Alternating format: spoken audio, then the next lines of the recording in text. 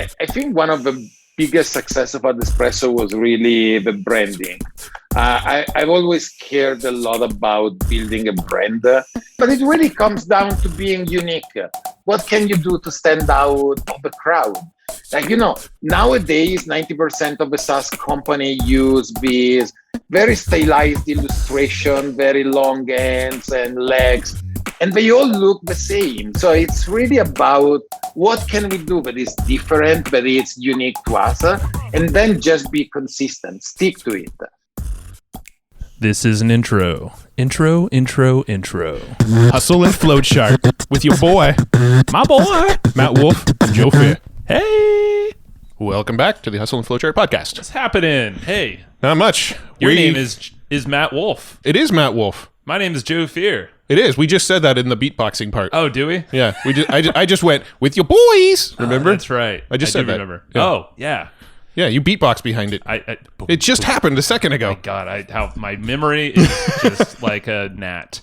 I apologize. All right, but today, this session is a good one. It is, yeah. Massimo Chieruzzi.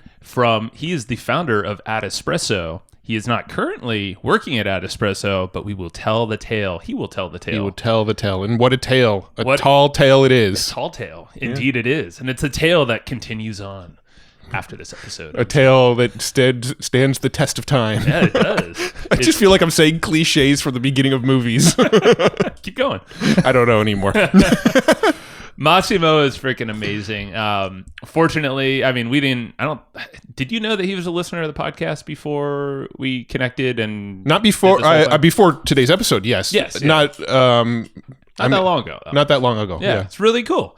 And so I thought that was super fascinating. But we heard that and we're like, oh my God, AdEspresso, we used to use it. Used to read all of the content. Yeah, for a really good reason. We'll get into why. Yeah, later in the banter section. Yeah, he explains their content marketing philosophy, and I think AdEspresso was a company that did it better than any other company. So I'm excited to dive in there with him. Sure. So we don't really have to give much backstory because you're going to go through his journey from, starting at 14, doing some cyber crime stuff, as the title probably says, all the way to, an exit of AdEspresso for 8 figures to Hootsuite. Yeah, so I'm sure you've been using Hootsuite, or someone has here. Yeah, and you're gonna get that entire timeline there, and it's a really good story with a lot of actionable tactical takeaways that are sort of interwoven throughout the story. So you're really gonna enjoy it. He is in Italy. He does have a thicker Italian accent, so just fair warning. But I like it. Once we get into the flow of it, he is so engaging, and his stories are so good that I think. You'll forget about the accent pretty quickly. Heck yeah. So get ready for taking notes, or if you just want to grab the notes, you could be lazy, and we're hooking you up. Yep. So if you're quick, within 2 weeks of this episode going live, go over to flowchartgroup.com. That's flowchartgroup.com, and plug in your email address. It's going to be our Facebook group. So you'll find the box. And we will email the notes of this episode, the action guides of what you'll learn here. True story. There is a lot in this one. Yep. So, anything else, Mr. Matt? Nope, that's it. Go to flowchartgroup.com, join the thingamo-what's-it, and let's go talk to Massimo. All right, Massimo, we are live. How are you doing, my man? Hello, doing great, except, I'm in Milan, so 1 year and a half in lockdown with a 3-year-old kid. No, oh, really? Pretty much like I need a shrink, but overall, pretty exciting time. I think a lot of people relate. I know I relate. I'm sure Matt does too. He is homeschooling kids here, 2 kids. Yep. So, it's a wild time. I'm totally doing all the homeschooling. Well, I know, right? I know. Why am I giving you credit for that? It's all your wife. Well, it's fun to have you here. It's great to have you here. We actually didn't know this for a long time, but I know you've been listening to our podcast. You joined PodHacker, some of our programs. I was like, hold on. And Matt's like, I know him. I've read a lot of his work in the AdEspresso days. And we're like, we got to have you on the show and see what's Totally. I love the show, guys. It's one of the very few podcasts which is always high energy, interesting content, except for this session, probably. But Actually love it. That's why actually I joined Podhacker, was looking into doing a bit of podcasting. And I suck at personal branding. I'm always like listening to your episode and listening to all these people that tell you, okay, you should pitch. All these guys send out email. And like 90% of a podcast or events have been, it was just because I signed up for something and someone recognized my name. Oh, you are the guy from AdEspresso. Would you love to join the podcast? I never pitched anyone. Hey, it's working for you, man. It's working. Yeah, it's working. Back at the AdEspresso time, I was always wearing an AdEspresso t-shirt because I suck at selling stuff. So I will just wear the t-shirt, and the branding of the company was so strong. I just would walk into, I don't know, Traffic and Conversion Summit there in San Diego, which was one of my favorite events. And I will stand there and people will stop me. Hey, do you work in AdEspresso? No, I just got this free shirt. I just like to wear it around. Man. Well, you have a business partner, I know, so it shores up some of the tactical stuff. I mean, we could probably get into some partnership stuff, this AdEspresso story, content marketing. I know drove a lot of that. And then, you're doing some cool stuff, and I think you wrote this manifesto that I really enjoyed, so maybe we'll pick some of that stuff. It kind of shows the lessons from your journey. But take us back. Sure thing. I mean, you started young, man. At what, 14 years old? You were doing some interesting things with computers, and Yeah, I've always been kind of a nerd. So when I was 14 years old, I was the youngest indicted for cyber crimes in Italy. And yeah, actually, I had like Juarez BBS. This was pre-internet. I'm old, so people were still dialing in with their modem and downloading video games. So I had this BBS with any kind of curated software, which I had to download somehow. So I was doing a lot of carding. Sorry, American people. AT&T cards, doing intercontinental call. Back then, when it was probably thousands of dollars. Probably. Of intercontinental call. And always been in, I'm very curious. So I've always been in that kind of gray space, hacker world. Always enjoyed it, being like addicted to extra time when I was a bit older for always things related to cybercrime, but I've always got out of it with nothing, just a slap on the end. So I've been lucky. Good for you. But what led after that? So I know you started some businesses, but like it's always the tech stuff then, huh? Yeah, sure. So I moved to Milan, which is like the center of technology here in Italy. And I was doing university, but I really hated studying. So I was looking for excuses to drop off. Kinda IRC. I don't know if you ever heard of it. It was like chat back then. Got to know a girl that randomly was the editor-in-chief of the top scientific magazine here in Italy. So I got a job as a journalist, started writing technology, which was amazing because it was 2000, full .com boom. I was 18, no wife, nothing. So I was flying all around the world for free business class. It was a really fun period. At the same time, I knew that I would never make a meaningful amount of money out of journalist. So I had this crazy idea when I was like 19 of doing a clone of Slashdot, which was TechCrunch back then. It was like news for nerds, stuff that matter. And so I did it, and it was .com. It was crazy. I was just looking for someone to give me free hosting, and people were like, "Oh no, let's do a business plan.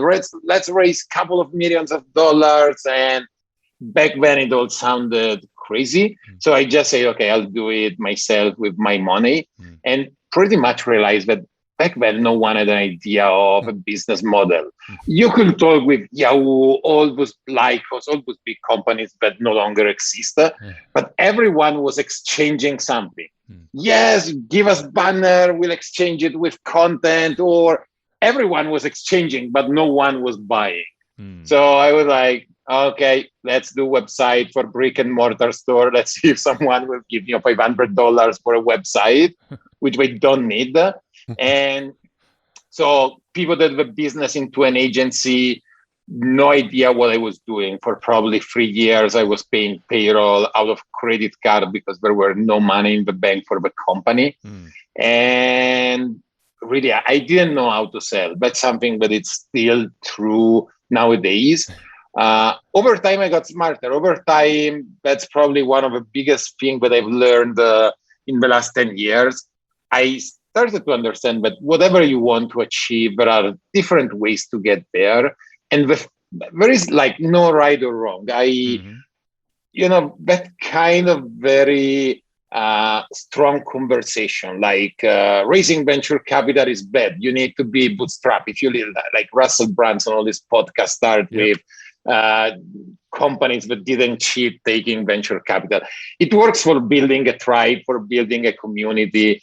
Base camp, other people very opinionated. It's this way or you are dead wrong. There are hundreds of different ways to achieve every goal, and there is no wrong or right way. I think the easiest path to get whatever you want is really to understand what are your strengths and what are your weaknesses. And then, you can do self-improvement. You can read a lot of books. If you are an introvert, you'll always be an introvert. If you suck at selling, you can get better for sure, but it's never going to be your bread and butter. So I started studying what were my weaknesses and try to work around that. And my weaknesses was talking to people, basically. You're doing all right.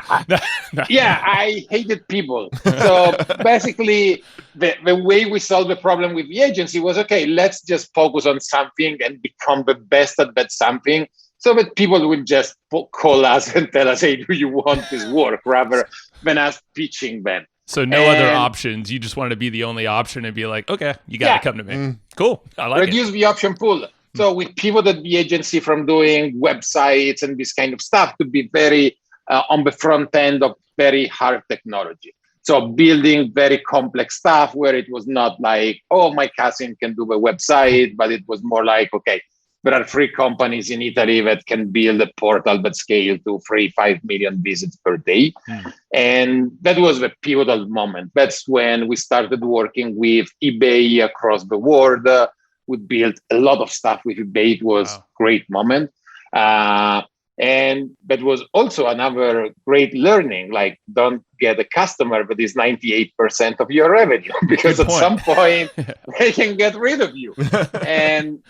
And you're back to credit cards. And you're back to credit cards, but now with 10 people to pay out of credit cards and a big office. I think it was the Meg Whitman time when Meg Whitman resigned from CEO of eBay. And the new CEO was like, where is Europe? What the fuck do we do with Europe? So like they fired 50 people in eBay Italy, and suddenly we were without our biggest contract. Luckily, all the people there moved in different companies, and we kept growing. So that was a fun period. So what did you do? I mean, you had to pivot then, right? Because that was 98% of your business. Yeah, but not really, because everyone that they fired in eBay had to find another job. So I let them do the dirty work for me. They found another job and then call us back because it was great working. So actually, we increased the number of customers and we scaled the revenue, just sitting there waiting, living out of like yearly contracts that we had with eBay anyway. And they had to honor without us doing anything because they didn't care anymore. So that was fun, but we still had the underlying problem that I hated people and most of our customers as an agency. And eBay was fun. eBay was more like, okay, let's do a usability testing. Let's pick people on the street, get them here and test the product. And then suddenly you start working with Heinz, but not Heinz on the ketchup, Heinz on their baby food company. And which was nice work, but we were developers and we will get the brief like, okay, this mini website should be 37% nature, 43% moms, and 12% branding. And like, okay. And all of these while respecting our brand identity, which we had to respect, like nature, everything was organic, and their brand color was orange and violet. So we had to do all this website that was always sunset to use Big Orange somewhere. And we don't need a call to action above the fold. It just ruined the aesthetic of the website. Let's put the call to action in the footer. Oh, God. Yeah, not fun. So basically, you're getting direction from clients, and you're just like, this is all wrong, but shit, Yes. I have no other option. And the few work that actually became interesting, like we built insurance comparison, kind of Geico here in Italy, very nice project, but you were the contractor. When the project would become big enough, they would just internalize the team. If you were lucky, they would not steal your engineering, otherwise they would do. And you were never in control. Whenever something gets fun, usually the customer internalized it because things were going well. So we tried multiple times to build a product. It was probably 2008, between 2010, when subscription businesses were becoming a thing, SaaS businesses, etc. We tried a couple of times, but we were not really passionate. And that's always the big problem when you're running an agency, that you have people that are paying the bill. You want to build something else, but then there is always an urgency. There is always someone that, okay, I'll cover your money if you do this in 2 months instead of 4 months. And whenever we tried something that we were not passionate about, we would revert back to the agency work and never get there. This sounds very familiar. Like we've done this same exact thing where you kind of go in waves and you can beat yourself up in the process. I know, it's like, oh man, like I want to do this, but this is good money, or, and then it kind of bounces back and forth. And yeah, I think and then we were in Italy, not in Silicon Valley. So it was like always a question mark. Can we market it here in Italy? Could we raise funding, even if there are no angel investors or anything here in Italy back then? So we had a lifestyle business. It was paying the bills, like buy the apartment. It was a pretty good life, and never managed to get out of the comfort zone and really risk anything.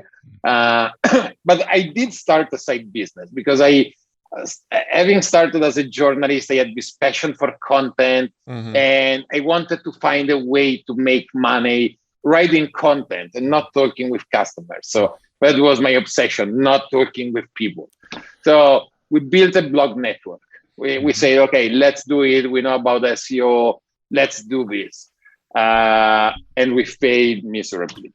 It was not bad. I'm still probably one of them. We built a series of like blog network. We had one blog around books, one blog around how to do stuff, etc. I think I'm still one of the most viewed video on how to make a tie knot. Really? I probably learned from you, or I probably reference your video every single time I have to tie a tie. You probably wish me death. I never watched that video again. And like after 5 years, I went back there. It was like 2 million views. Wow! And the comments were like full of people like, "You should die immediately. Why are you doing it so fast? I cannot fall." It was shocking how brutal people were, like wishing me death for how to make the knot of a for tie. teaching you something, to making you how to look good. Just because it was too fast. Anyway, that was a pivotal moment because we learned something that changed my life. We learned that men, like males, are dumb. True. It was a huge discovery. That's how AdEspresso is really born, discovering that male are dumb. Because I'm surprised it took you that long to figure it out. Actually, I was going to say the same. I knew it immediately. She did. She could have told me earlier before. But anyway. All the women listening right now are just shaking their heads. They're just like, Yeah, big win for you. And as I told you, one of the blog was about books, and we were just like reviewing any kind of book. And it was 2010. So the big moment, organic reach at 20% on Facebook, better than a newsletter. You can acquire like likes for 1 cent. So we started advertising, and spending a lot of money. And I don't know how we made the first split test on our site. So, and we tested male versus female on a blog about books. And not surprisingly, getting a like from a man talking about books was like 50 cents. From a woman was 1 cent to get a like. Wow. So I was like, oh, wow, this thing of split testing really works. So we should do it at scale, which was impossible because the interface of the ads manager back then was ugly. Yep. And if you wanted to test 5 images, 5 audiences, it was like 100 of different ads. So we just went on the market for a solution. And there was no solution because usually in new market, what do? You go enterprise. You hire 5 salespeople. It's predictable. You know that if you make 100 phone calls, you get 100 customers. And for advertising networks, usually at the beginning, you get 2 kinds of people, like the smart people, affiliate marketer, that are always looking for the last opportunity, the cheapest opportunity, and an exploited market to make money. And you get the large enterprises, which can throw money at Facebook. Yeah, let's do 500,000 advertising. Let's see if it works. Otherwise, we don't care about 500,000. The mid-market, it's a late adopter. Usually, we don't go there immediately. So we found only one player. It didn't work for us. It was expensive because it was enterprise. It was always very sophisticated product because it was catered to people with data scientists, a lot of marketers. And that's when we said, okay, let's do this. Let's build it ourselves. It could work, actually.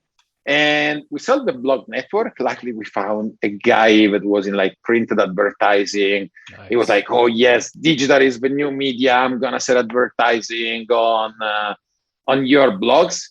I was like, sure. I have been losing money on this business for the last year. And I know about SEO. Good luck moving from printed businesses. Anyway, that was basically our seed investment for AdEspresso. We sold the blog network. That's really cool. Started building AdEspresso. And even there, it was crazy because we reached out to Facebook Italy, which was like one sales guy. And I was like, yeah, I have no idea what are APIs or how to give you access. But let's do this. Why don't you introduce me all your agency customers so I can sell the Facebook ads? Okay. Can I get a percentage? Doesn't work. Maybe? Yeah. But luckily, through the connection with eBay, we found one guy that from eBay had become VP in Facebook. And for him, we managed to talk with the right people in Menlo Park, and we got access to the API team in Facebook. Back then, it was getting access to the API for Facebook advertising was huge barrier of entry because they were closed. You need to get approval from Facebook, vetting. We had to check the product, which was great until it lasted. And that's how AdEspresso got started. Wow. I love that. It's kind of like this, you just have this big zigzag approach and, you know, you're avoiding people at all costs, which I think is brilliant. Yeah. I know Matt said this a lot to me. He's like, I hate people. Yeah. Well, I mean, trying to avoid people at all costs is not the best strategy for somebody who has a podcast. But that is true. but I mean, I love the fact. Yeah, go ahead. It works. It does work. No, still it works. And then AdEspresso, the big success of AdEspresso was me avoiding people. Because when we said, okay, let's do a Facebook ads tool, we were like, okay, work around your weaknesses. I don't like enterprise. I don't like 6-month sales cycle.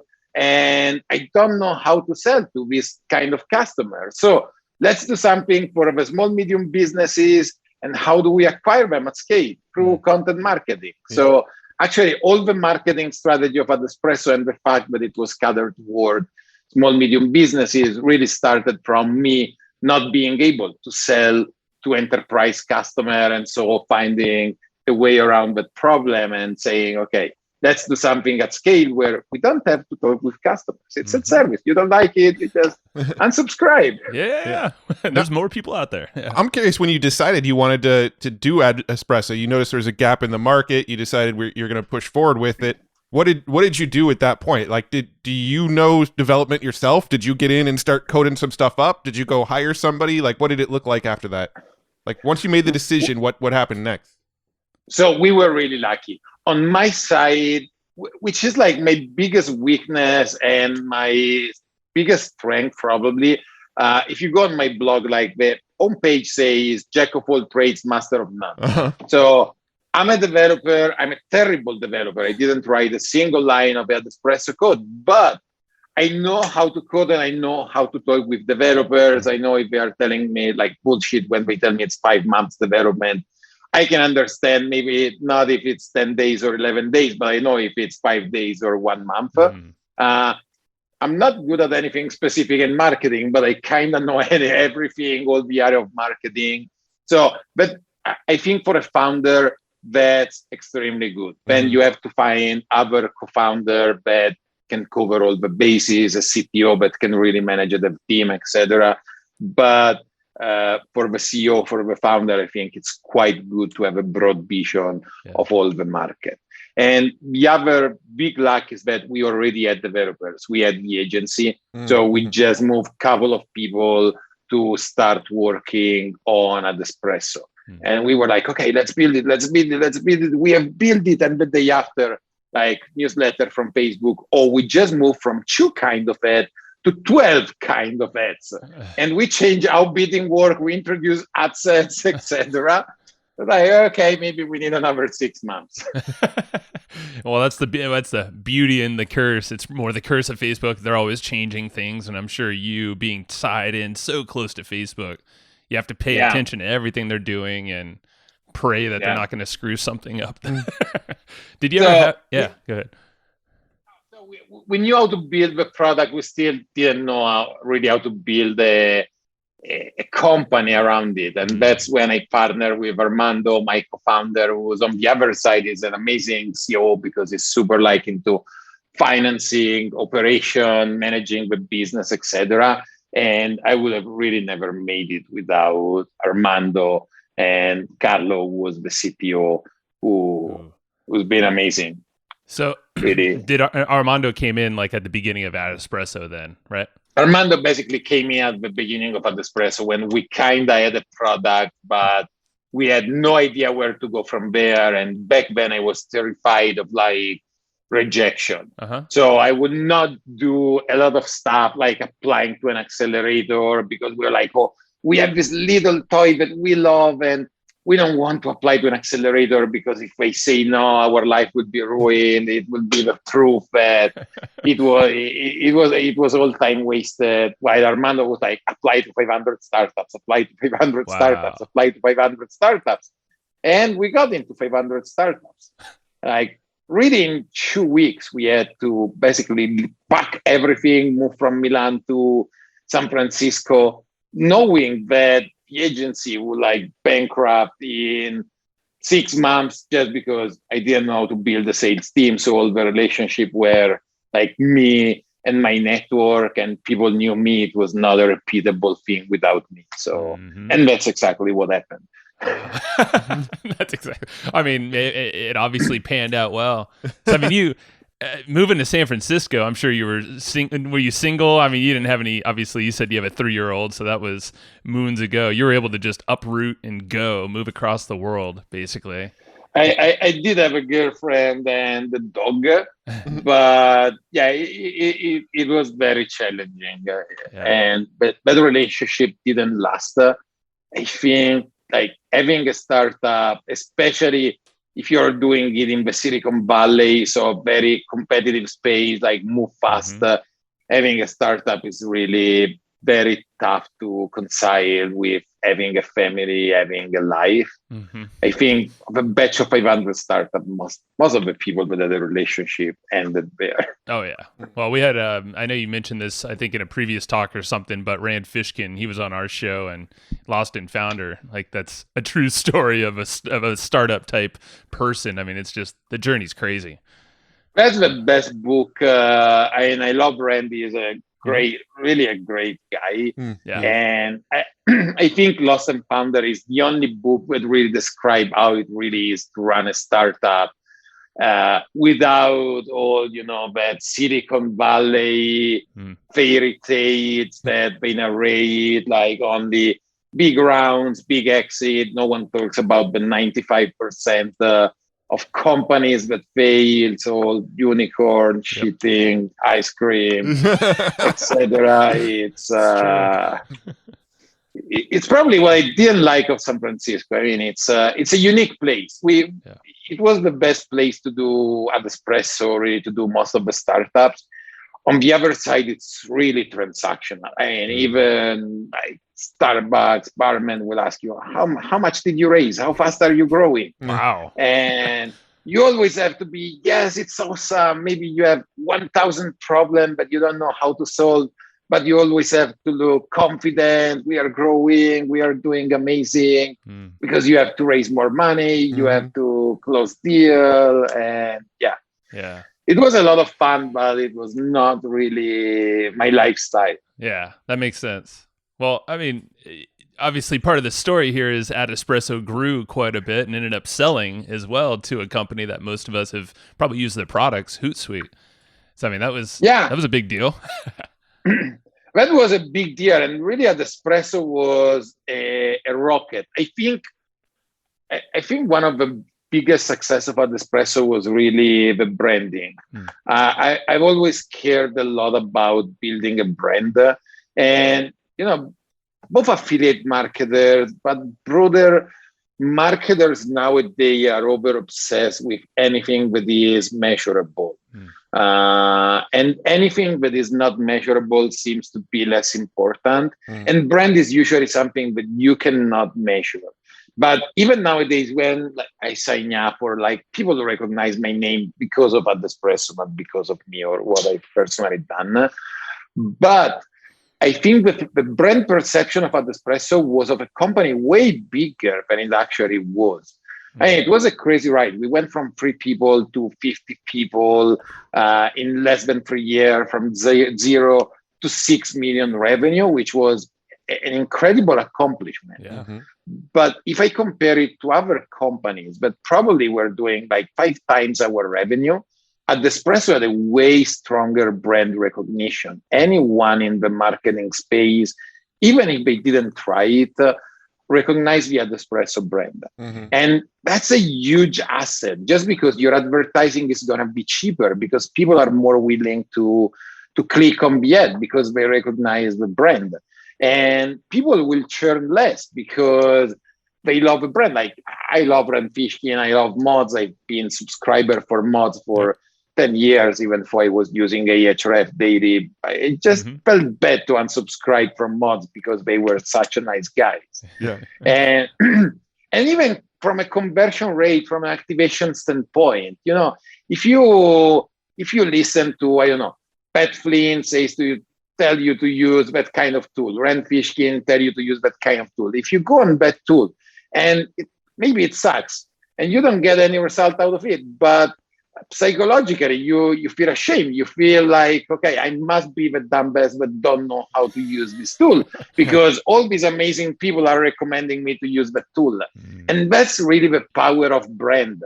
If I go, and that was the big luck. Our big luck was our top competitor was named Quaya, Qwaya. I mean, how do you build a brand around Quaya? Nobody knows how to spell it when you say it. How do you get to the website? Go on the website. You don't even know how to spell it. And I think that was a huge accomplishment. And people nowadays really undervalue the importance of building a very strong brand. That's really a long-lasting value. And it doesn't take a lot of time in the end. Well, what are a couple things that you see as the foundations of a good solid brand? I know you're starting you have a new company called Breadcrumbs. So with that, you have a beautiful website. You have these, it looks very custom, it's unique, but I'm sure that's just part of it. But it really comes down to being unique. Everything comes down to being unique. What can you do to stand out of the crowd?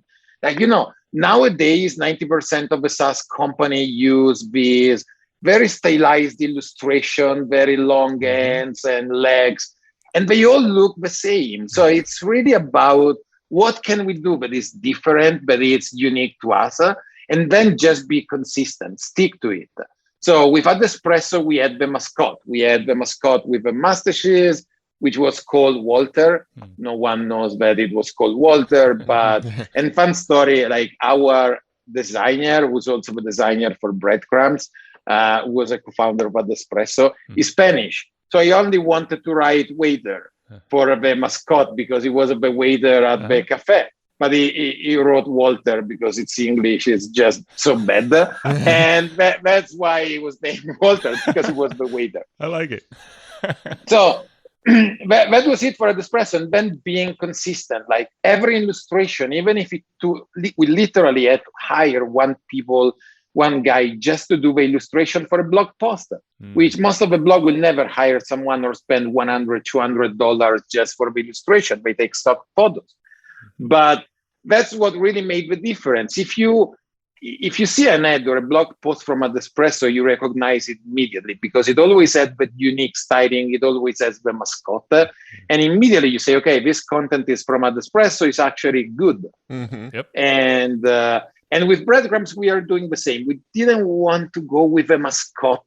We kind of got stuck in the middle. If you see in the logo, we have this, like, I don't know what it is. It's probably a chicken. Probably a chicken. It's a chicken. It's quite controversial. Jesus, the designer, came out with it. We loved it. And we were like, what it is? Because like my co-founder were like, oh, it needs to be something important, like an eagle. I was like, no, it doesn't look like an eagle. I'm not even sure if it knows how to fly. It's like a circle. I've had chickens. They're dumb animals. Yeah, they're like men. Probably Yes. And it's eating breadcrumbs. An eagle would eat a chicken or a rabbit, not breadcrumbs. Right. You don't see an eagle like starving for breadcrumbs. Well, I love the anyway. fact that on your manifesto page, which everyone, we'll link to it in the show notes. I like how on the hood of this car, it looks like a Rolls Royce on the front, and you have a chicken as the emblem eating bread. It's like, yeah, usually you have this stoic eagle, this huge majestic thing. Nope. The chicken. I love it. Yeah. But on the other side, we are not sure yet if that's going to be the mascot. But I was like looking at Batman cartoons from the 90s, the good ones, but at the dark theme. I was like, hey, let's try to use that style. So Jesus, again, and it's great to have Jesus in your team anyway. I mean, it's always commended. Always. And I started working around it. And so he came out with this style, a bit vintage, a mix between cartoons, comics, Batman. Yeah. And it's pretty unique, which in the end, it's what really matters. I mean, even if we don't have a mascot, when people will look at any illustration, they immediately realize it. And nowadays I'm doing something, but I'm not usually comfortable with it because I'm not a people guy. Like doing outreach with LinkedIn because breadcrumbs is a bit more of a market. Yeah. Everyone's like, look, I totally don't care about your product. Actually, I've done outreach to you and you told me to go fuck myself. So I'm not going to look at your product. But by the way, the style of your website is really amazing. So the branding is really something that is stuck. So really happy about it. I like that. You get attention that way. Yeah, without having to do the people thing. Yeah. And then you have to be consistent. So I'm like obsessed with it. So you don't release a video that is not exactly that yellow. If you go at a conference, you wear the t-shirt of a company, etc. And over time, if you're doing something valuable, the brand will be recognized, which is, I think, another important topic for the success of AdEspresso, which is value. I don't have a name for it. You can figure it out. Value-based marketing. I've Googled it, and actually people, when you talk about value-based things, more about moral value. But in the end, I think business marketing, it's always an exchange of value. You have to think about it. Okay, I'm giving you value and I'm getting value, which very often is what a lot of people are not doing. They're doing content marketing for getting traffic, tricking Google into sending traffic to a page that doesn't add any value. The reality is that there are probably, 3 million blog posts published every day. most of them are just a bunch of shit. Yeah. I mean, you shouldn't. Sorry, guys, I swear a lot. I So Go for it. so No worries. that's part of the Italian part of me, I like it. which is 100% because I'm Italian. So, and I would hope so. I didn't do a premise on this podcast, on this recording. I forgot the premise. Sorry about my Italian English. Even for live in San Francisco, I still speak shit English. But It's perfect. Keep going though. The value exchange. which is another part of the branding I discovered. Like at AdEspresso, it's the brand. We wanted something that recalled the fact that we are Italian, and also me speaking bad English tied with a brand which was Italian. It was okay. Like as long as I told people, "Hey guys, sorry, I'm Italian and my English is not perfect," it became part of a brand. And people actually enjoyed it rather than saying, "Okay, I'm not listening to this guy just because I don't understand one out of every 5 words that he says." So that was fun. But the approach with AdEspresso was, again, how do we stand out with content? Which was important in 2011. It's even more important nowadays where even inbound is really challenging because it's getting very expensive, very competitive. Brian Dean and his damn skyrocket technique. Everyone is writing 5,000 words blog post, even if they have nothing interesting to say. But to outrank, you have to write something that is even more boring and longer. So you have to write 7,000 word content, which with no idea. Well, how about this? You now have AI copywriting tools, so you could just keep hitting the refresh button and get more blog posts written. That's actually true. That's something that is going to be very interesting to see how it plays out. I got access to GPT free just last week. Blew my mind what it's capable. It writes English way better than me. But yeah, that's going to be another area where it's going to be even more important to think, how do I stand out? Because this content and AI can do it in 3 seconds. And with AdEspresso, we really start thinking okay, let's produce content, but how do we produce content that actually has value for people? Like what I hate is like 10 tips for social media marketing, but only the pros know. And the first one is like, be open and transparent. Like, what the fuck? Of course, it's social media. What should I be? Like spooky and creepy introvert if I'm doing social media? Like 10 WordPress plugin no one told you cannot live without. And the first one is a Kismet, which is the spam filter that comes by default with any WordPress installation. You are just wasting my time. You are not giving me value. Then you want to do the roundup post, that's fine. That's a form of value. I don't spend 5 hours researching 20 different articles. You read all of them and you give me the roundup. That's an amazing way to deliver value. With AdEspresso, we had data. Like it was full of this, like Facebook ads guru that never created a campaign in their life. We actually leveraged them because we wrote better content than them, because we were actually testing things. We had the unique data, but no one else could do an article analyzing $300 million in advertising. So we will produce something that was true and useful for our customer. And the advantage was that then all the gurus that never created a Facebook ad campaign in their life to be credible, they had to show some kind of data.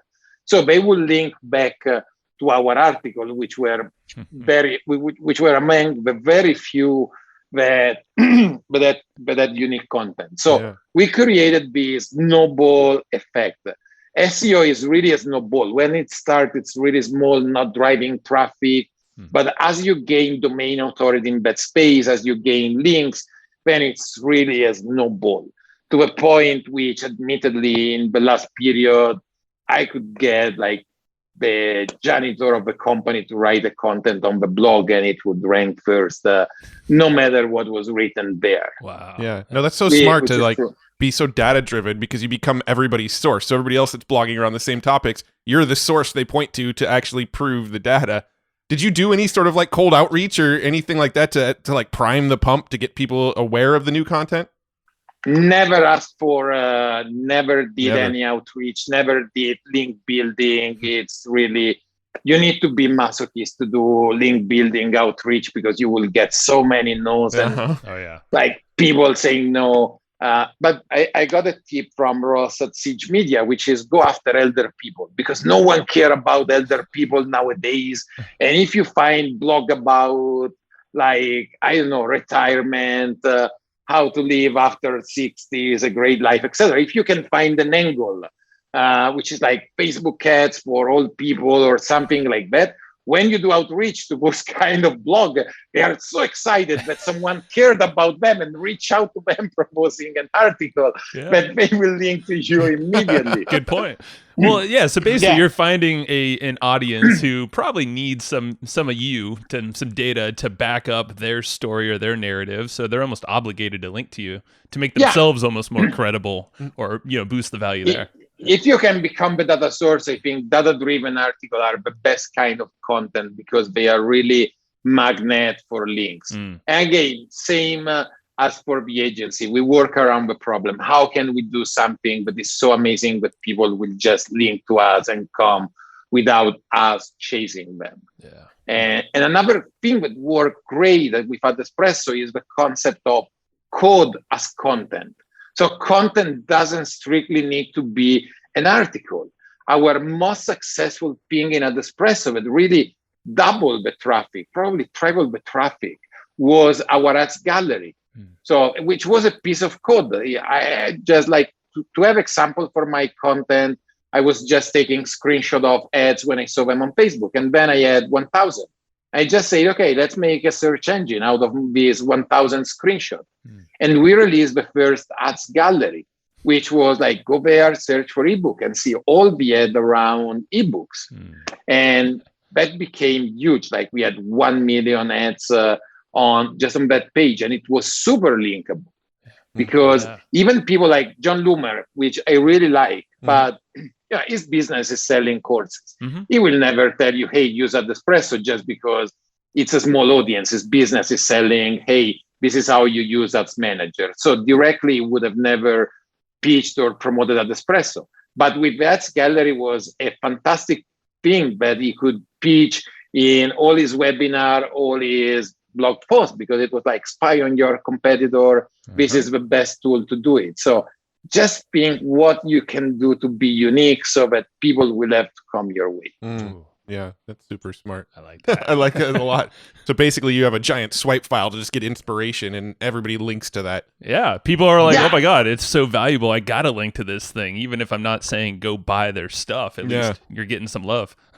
$50 WordPress plugin, you just customize it, you gather the content, you can get a VA to do it for anything, like landing page, pricing page, examples, whatever you can think of. That's fairly simple. That's pretty cool. Chrome extension that works extremely well. It gives you direct access on the user browser. That's great as well. But really, there is a ton of things, but like Visual Website Optimizer, which was like company for split testing before Optimizely. They had a page with probably 5 lines of JavaScript. It was like how to calculate statistical significance of an A/B test.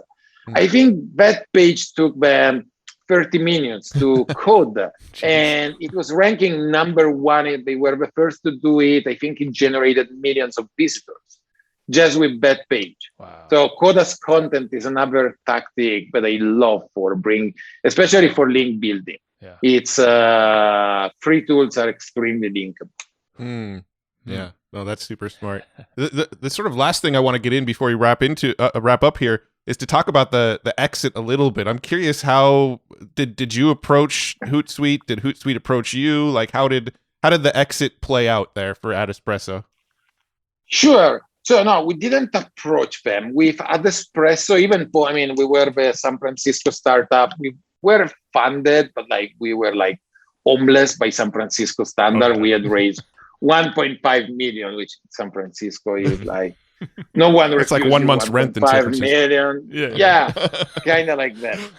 And we were profitable. So whenever we raised money, we raised money on our terms, not because we had to. And that was the same for selling the company. We didn't have to sell the company. The business was growing aggressively. We were first approached by Hootsuite.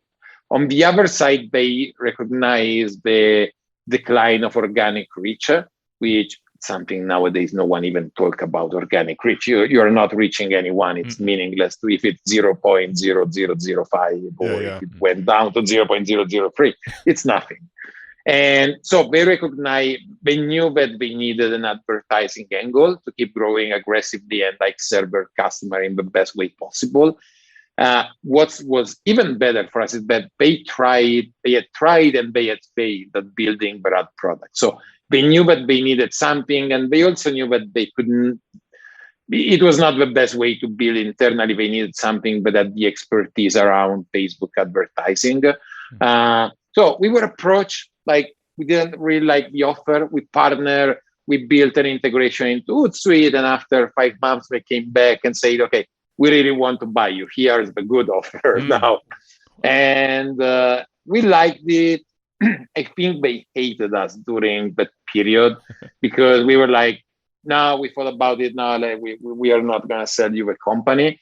But we really liked Hootsuite. It was the same approach, like agency that became a tool, huge self-service footprint, very SEO and content driven. On the other side, they had built that enterprise sales engine that we knew at some point we would have to build, but we didn't know how to approach it. So it was a match made in heaven, very similar company culture. So there was a lot of negotiation, a lot of thinking. And on the other side, Facebook was really becoming more and more aggressive in eating up all the differentiating features of AdEspresso. They were implementing A/B testing, a lot of stuff. So we knew that, again, it was the snowball of the content, but this one was a snowball that became an avalanche, and you had to every day run faster than Facebook or find a way to move on the site and let the avalanche go. In that period, we were starting to look into Google, which we started to really adding more network as the only way to really differentiate from Facebook. And so we evaluated the advantages of being within a bigger organization, the advantages of being alone ourselves, but with all the risk associated to Facebook, which from day zero, everyone investor was like, why just Facebook? And so in the end, we decided to sell the company, which, given the direction Facebook has gone after that with Cambridge Analytica, really Facebook really changed a lot after Cambridge Analytica. It was really an amazing company, great people. The great people stayed, but really there was a lot more bureaucracy, like more white collar people controlling everything that happened within the ecosystem. So it was really the right choice to sell AdEspresso. It seems like the perfect at that timing. Point in time. Perfect timing. I was after all the negotiation, like Hootsuite board really wanted to close it before Christmas. It was like the 23rd of December, 10 p.m. I was half drunk in a pub here in Milan. And we were like, okay, let's get it done. Call with the lawyers. Okay, let's sign everything and join them. How do you feel initially when you're like, okay, it's done? And also maybe because you sound like a creator, you always want to create. Obviously, you moved on to another project. Did you get like bored after a while, or was there anything that happened? Yes, I got bored, but it's not. Hootsuite is a great company. It's just a company of 1,000 people. And I understood that I really enjoy the $0 to $10 million phase. When you are in a 1,000 people company, everything is different. And, there is an org chart, and somehow you need to fit in a square of the org chart. And I'm just like, jack of all trades, master of none. It was very challenging. It was like, okay, where do you go? Product, marketing. And I was like, okay, I want to come back to Italy. All the development team is there. So I'll pick the product square. But on the other side, I had the vision of a product. I was not really a project manager which they quickly realized and sent a great guy from Vancouver in Italy to help me cover. So you actually stayed on. Part of You actually stayed on at Hootsuite for a while. Yeah. I stayed on Hootsuite until November last year. And I really enjoyed it. I wanted to see the ride, but I was not emotional about it, which was surprising for me as well. I was like, okay, it's business. Yeah. You bought the company. Let's do whatever it's like. Even in the first conversation, like, you want to keep the AdEspresso brand and call it Hootsuite Ads. Let's just look at the number. If it doubles the revenue, who cares about the AdEspresso? I mean, it was a fun ride, but in the end, business is business. So let's do what makes more sense. Yeah. I was surprised. That's the part of me that was very influenced by America. Oh, before, really? With the agency, it was like, okay, it's my baby. I'll leave it to my kids when I get older. Legacy. And with America, staying in US, I got more used to this thing. It's just business. When AdEspresso is 18, okay, he needs to get out of your home, and he needs to get out and get a job. Do his journey by himself. Yeah, get a job, get a life. It's no longer your problem. So. That is a good point. Yeah, they could be transactional as well, I guess. Yeah. Interesting. Yeah, that's good insight, man. Thanks for being so open. And really quick before we wrap up with breadcrumbs, I know it's a little higher level, but is there anything that maybe our audience of digital marketers and entrepreneurs who are looking to grow, because I know it's all about lead scoring and really paying attention to the data in a different way.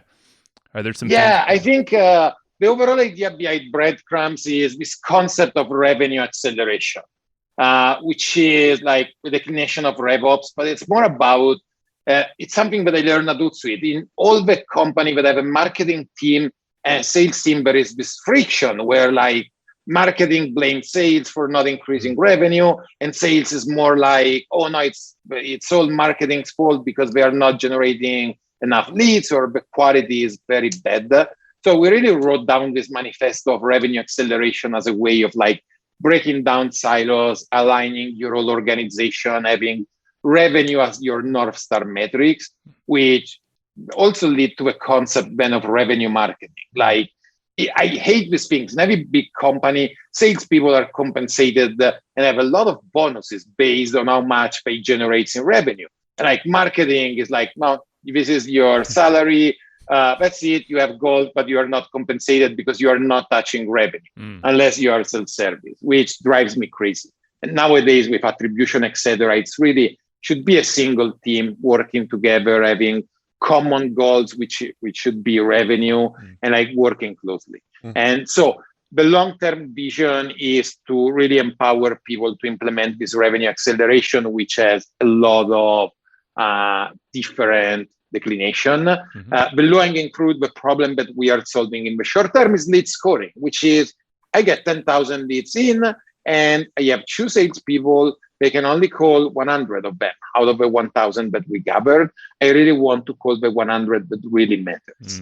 And lead scoring has been around for a long time, but incredibly, it's still a huge problem for most of the companies because most of the people look at lead scoring just from a fit perspective. So demographic. Okay, you are Joe, you are Matt, you work in a 50 people company, you work in a 100 people company. So I'll call Matt because it's more similar to my buyer persona, which is correct. It's a part of lead scoring and also a part of breadcrumbs. But in breadcrumbs, we are adding another component, which is frequency and recency. So what are these people doing? Because Matt has 100 people company, but the last time he visited my website is 3 months ago, and he never visited the pricing page and never interacted. While Joe, on the other side, smaller company, yes, but on the other side, he has checked the pricing page. He has converted to all this form. He attended all the webinars.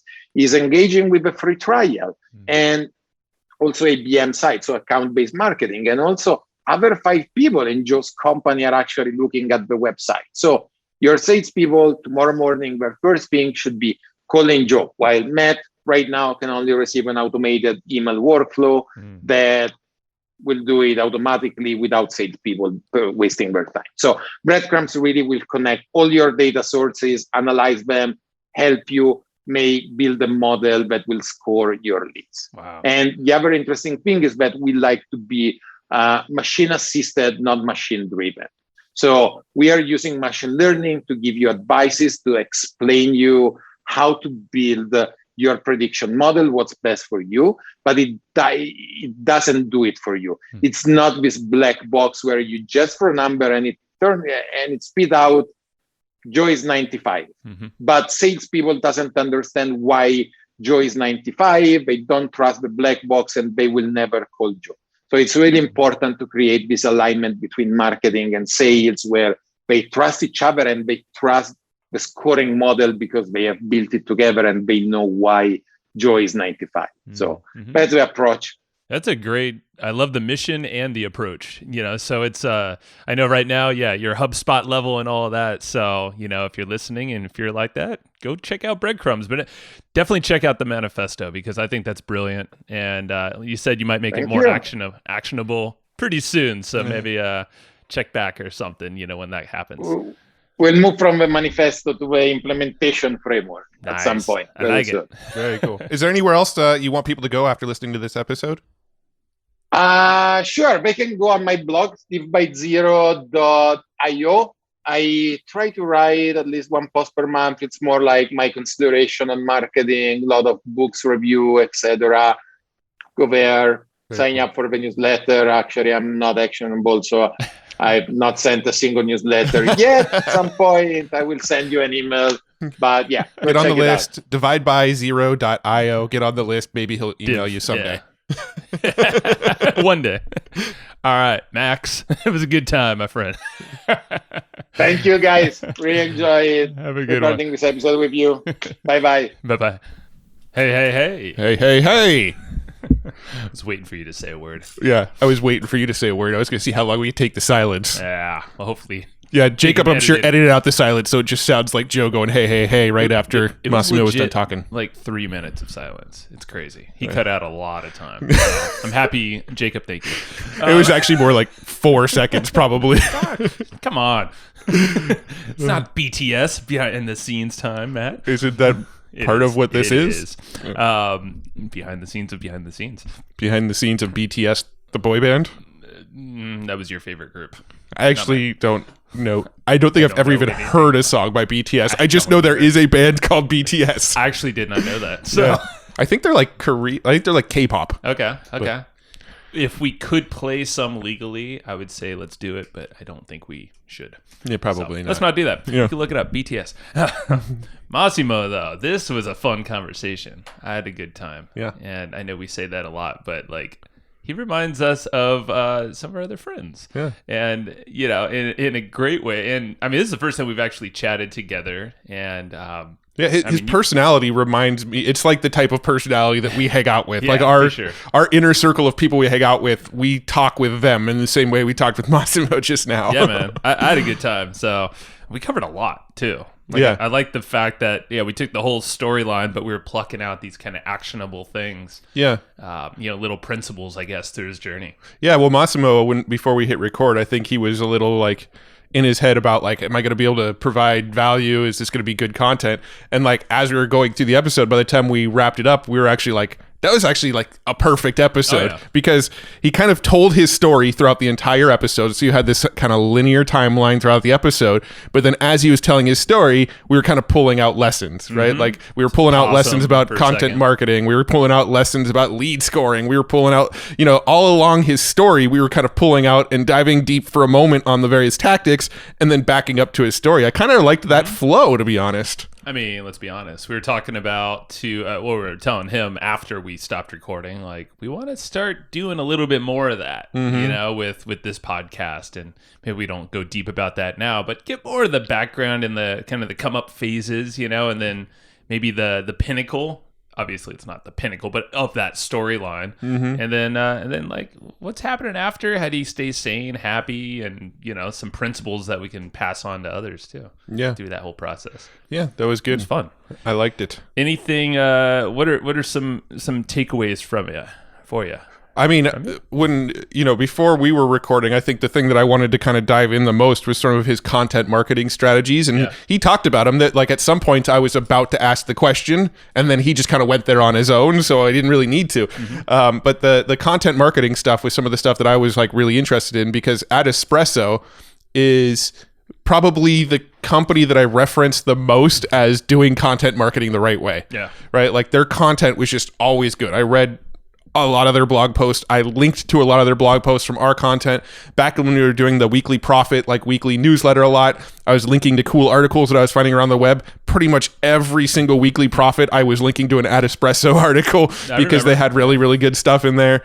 What was that? Because of the data primarily and all the different tests they were doing? Yeah, they were just doing a lot of tests. They had a lot of just like very actionable. I mean, it was anecdotal, but it was actionable information, right? It was like, here we ran these 10 different split tests. We tested these different colors of images. We did that. We tested all of these things, and then they were just sharing the data of what they found. And it was always very actionable, insightful data. They would find out that, using this call to action button on your Facebook ads was more effective than these calls to actions. So, maybe test this, so it was just of that. Really good, actionable, tactical. Here's what we tested. Here's what you could take away from our testing. And I love the fact that he had a whole strategy around that and how he got a lot of people linking to content like that, like we did. Yeah. And he had all the data in the world, this very specialized data too that people really wanted to hear. So obviously you're not going to get it from Facebook directly, but you can get it from him. Yeah. And then all the split tests and then like what they found, what the best results are. So you could try this. But well, yes. If think about it, if you're writing a blog post and you're trying to argue a point, right? You're trying to argue a point that, let's say you're trying to argue a point that like podcasts are the next big thing, right? And this is why you should be paying attention to podcasts. Well, when you're writing that article, you're going to want to share data. Look, podcasts grew by this much and this many people listen to podcasts on a daily basis. And here's the growth rate in the UK of podcasts, and you want to share this data to sort of prove your hypothesis or your thesis of the article, right? Well, as you're doing this, you got to source the data from somewhere. So AdEspresso's concept was we're going to be that source of data for everybody who's writing all these articles, right? Podcasting was maybe not the best example because they were more on the Facebook ad side, but like they were going to be the source for all the data so that when people started writing articles to prove a point, the source data, they were always linking back to them. And that was what spiked their growth. And then they had the sort of code that they wrote, like where... the library. Yeah, like the ad library. Like it was a giant swipe file where, hey, I'm writing, I'm doing a free plus shipping offer. Like that was the example he gave. Show me all the ads of other free plus shipping offers. Now you have a big old bank of inspiration on free plus shipping ads. I remember that. And that was one of my favorite things about the site. It was like, I mean, that's like any swipe file, but like he was saying, anyone can make a swipe file for their own audience. Yeah. And I don't know which WordPress plugin, but he's like $50 WordPress plugin. You can just populate that thing, puts it on your website, and now you have a page on your site that's very attractive. Well, he's probably using something like that Facet WP one that we use, where you can kind of click on different topics and it'll narrow it down, right? So because you're going to need some sort of faceted navigation on that kind of thing. If you have like a billion ads in there and you want to see just free plus shipping, you want to check a box and have it narrow it down. Right. I know of a plugin that we use called Facet WP, which will let you do that. So it's probably something like that, and that's probably about a $50 plugin. So it could even be that plugin, maybe. I don't know. There you go. We didn't ask. The whole the concept of it I think is brilliant. You know, you're just aggregating stuff that probably people haven't thought about, and you become extremely attractive, so you can get all these backlinks. And he was mentioning how SEO was such a big driver for that business. Yeah. I mean, there's all these different strategies. It's not like you have to create the 5,000 word blog posts. Yeah. Like the Brian Dean style. They obviously work, but there's a lot of other things that you could try too. Yeah. Well, I mean, just like thinking out loud for like PodHacker, like the content marketing plan for PodHacker that we kind of have envisioned is sort of similar to what AdEspresso was doing is, we're going to have a PodHacker blog, and the blog is going to share like data on, we'll probably have some articles on here's why you should start a podcast in 2021 and, kind of prove why you should have a podcast. And, talk about maybe analyze the different genres of podcasts and which are the most popular genres. And you could do stuff like that, and you now become a source that other people can link off to. For sure. You know, so... unique data and graphs, all that. I mean, that's why I think those sites... It could be a data source, or you can be an aggregator of other which would probably be like a mix. Yeah, we'd probably do a little bit of both. Yeah. I just like the idea of like you can approach content marketing or SEO, I guess in this sense, with some different angles. You're almost like you become attractive with whatever you choose. And as a software company, I mean, how brilliant is that too? It's like you don't even have to directly market your thing. You just put out all the data that your software does, gives to the world, and you just package it up nicely with some cool actionable steps, and you're like, hey, guess what? Call to action. Yeah. Well, I mean, they're doing a ton of split tests and showing all this data, and then people look at the data and they go, oh man, I wish I could split test at that level with my ads. Oh wait, this is literally the tool that does that. Bingo. So I think that marketing roadmap worked well for them. I think the other thing that's really interesting to me is I love when people have big exits. Now, he didn't tell us how much the exit was for. He did say it was 8 figures, but that was all he was able to say.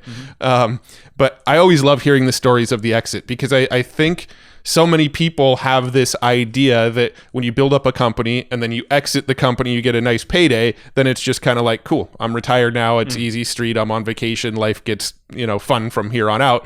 But it never seems to be the case with anybody we've ever talked to that has exited a company, right? That's why I asked him, I'm like, did you get bored? Did something happen? And then, obviously, he said he spent time there at the company. I'm sure that was in the contract or something. Well, one thing that, so for me, I started the WordPress classroom. We rebranded as Learn to Blog. I started it in 2009 and I sold that in 2015, right? So that was like 6 years of my life. I was that business. And when I sold that business, I did create like a decent income where I didn't have to work for quite a while after that if I didn't want to. The thing that I found was I didn't necessarily get bored so much, but I almost felt like there was this weird loss of identity. Like for 6 years, everybody knew me as the WordPress guy, the blogging guy. Oh, you're starting a blog, you need to go talk to Matt. He's the guy to talk to about blogging. Yeah. Right? Like that was like baked into my identity. I like blogging guy Matt. Like everybody knew, go check out Matt. He knows the shit when it comes to WordPress. And when I didn't have that anymore, and I wasn't out there promoting that product, and I wasn't out there talking about that product, and I wasn't involved in it, and I literally had a non-compete, so I couldn't go create another product in that space, there was this like profound loss of like an identity. Like this was who I was for so long. This is what everybody kind of knew me as. And that was kind of like yanked away. I'm still known, but people are kind of like, well, what do you do now? And I'm like, I don't know. I collect checks. I don't know. I mean, it's not a bad thing, but I mean, as a loss of identity, I could see that happening. And then you want to create as entrepreneurs, there's always something that you want to do, but especially if it's if you're under an NDA or you're non-compete. I mean, obviously you got to get a little creative, or do something a little lateral. But I don't know. That's a good problem. I like hearing the stories because everyone's different. And what's really cool, I know we mentioned it, but the manifesto that he wrote, which I have it on my computer. Basically, it's all about revenue, but also approaching it in a way to grow revenue using these principles that he's picked up over the years. So definitely go check out the link in the show notes, but it's at breadcrumbs.io. I think it's like in the footer. But that manifesto, I read it a few times. Very short, but I mean, there's a lot of principles in there. I wouldn't say it's the most actionable thing, and even Massimo said that, but reading that, I feel like that kind of it pulls out a lot of the nuggets of the story you just heard from him, and he referenced a few of them, like the value exchange or the kind of leading with value in a unique way to boost revenue. So check out that because I think it'll be a good complement to this. Yeah, it should be linked up in the show notes. Cool. Well, and his website, actually, I'm realizing now that at the end, when I shouted it out, I actually shouted it out wrong. It's not divide-by-zero.io, it's div-by-zero.io. So divbyzero.io, divbyzero.com, or .io. .io. Yeah, and sign up for his email list that you won't hear him from for a couple of years, but you will eventually. Massimo is amazing. So, check out all of his stuff and keep an eye on Breadcrumbs. Right now it's a little higher level for marketing, but maybe that fits your biz. That's cool. Other than that, get the notes. We probably told you about that already, but Massimo is a little concerned that it wasn't actionable enough. Well, that's why we got the notes here. Yeah. So Sue's hooking you up. If you go to flowchartgroup.com and plug your email address in there, you'll get the notes. Just be quick. And what else we got? We got Easy Webinar. Easy docket. Webinar on the docket. Yeah. Easy Webinar is a great webinar platform. It does all the webinars. It does them all. It does live, automated, hybrids, live streams, does all the webinars. And the ones that we're making up on the fly, too. Which we did not make up any of those ones, though. We should.